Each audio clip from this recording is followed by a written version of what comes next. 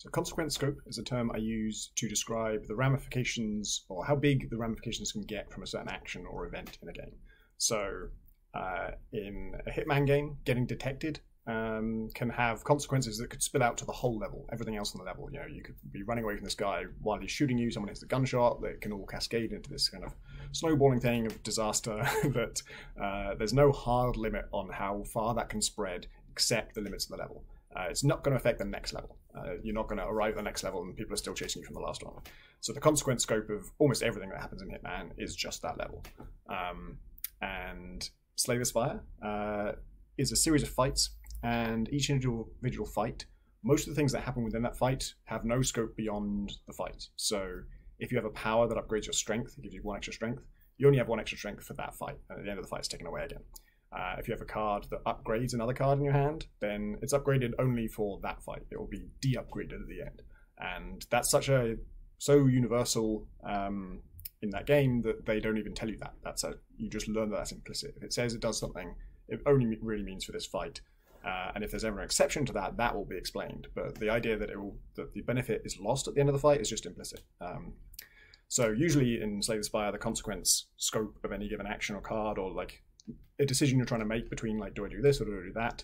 The consequences of that choice are limited to obviously whether you win or lose, which is a big deal. Certainly if you lose, that's the consequences, it ends the whole game.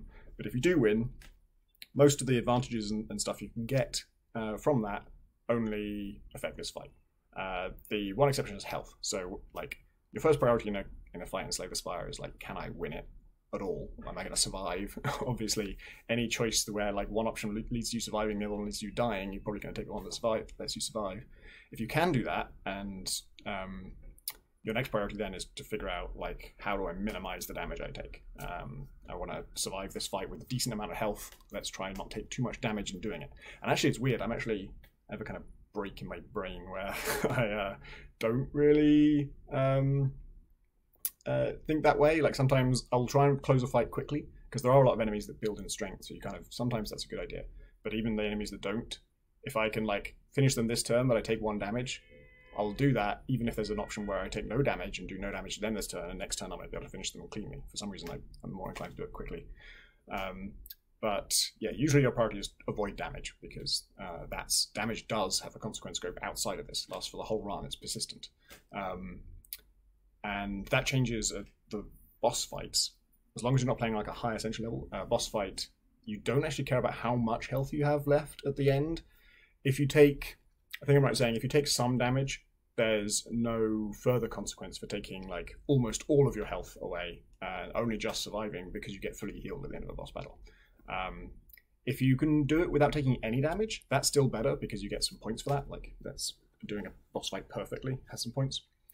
But the interesting thing in Slay the Spire is that they have just a few exceptions to this rule, and they will tell you when these exceptions happen, where there's a card called Ritual Dagger, which is a damage card that doesn't do a lot of damage, but if you manage to kill someone with it, it permanently upgrades its own damage by 2 or something.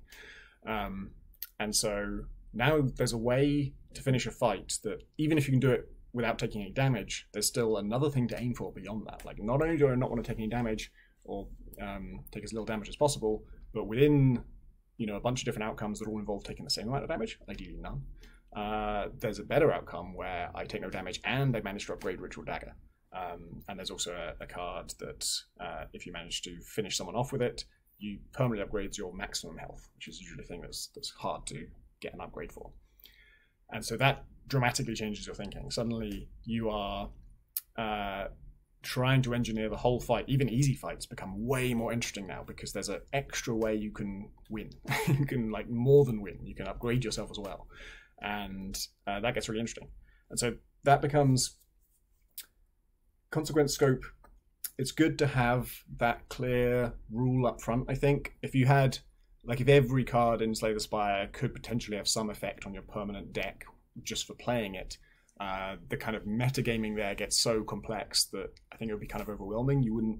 It wouldn't have that clean and clear, easy to play feel that Slay the Spire has. I think one of the reasons it's successful is it's actually very easy to just play a fight. Like, not necessarily win it, not necessarily play it well, but just the simple act of playing is simple. It's just drag this, drag that, drag that. I don't have to like hunt for a button somewhere or know about a right-click context option or figure out that I have a unit that hasn't moved this turn and that kind of stuff. All that stuff is stripped away and it's very, very simple to play. And so it's good that there isn't a whole load of long-term depth. I think a naive approach for a designer would be to think that more consequence and more considerations is always better. But I think there's a lot of value in stripping all that away, and actually it's almost reassuring that Slay the Spire is saying, like, look, don't worry about the state you end this fight in beyond health. Just try not to take any damage, win the fight. That's all you got to worry about. And once you have that kind of clear and cut rule, you're allowed to bend it a little bit. And when you do, it gets exciting. Like that Ritual Dagger thing is super exciting, even though it doesn't actually usually end up being a huge deal, because it also has a property on it called Exhaust, which means when you play it, it's out of the fight for the rest of the fight. You can only play it once per fight. And you're usually trying to use it to finish someone off. You're usually actually kind of sacrificing for it, in that you are, making choices you wouldn't otherwise make, prolonging the fight, trying to just tank the damage, risking potential extra damage just so you can get them low enough that the Ritual Dagger can finish them off. And they might be on the brink of death and you don't kill them because the Ritual Dagger isn't in your hand this turn. You want to wait for it to come around. And then in waiting for it to come around, you actually end up taking some damage because you don't have enough block that hand. And so it actually costs you a lot because you're trying to get this permanent upgrade that is outside the normal consequence scope. And there's something magical about that when it's breaking the normal rules of the game. And then when it finally does like ramp up enough that it is a good damage card, I think in my experience, I might have 2 fights where it's actually better than a card that I otherwise have, and in those fights I only get to use it once. So the total benefit from it is probably overrated by your brain, but it has this magic to it because it breaks the normal consequence scope.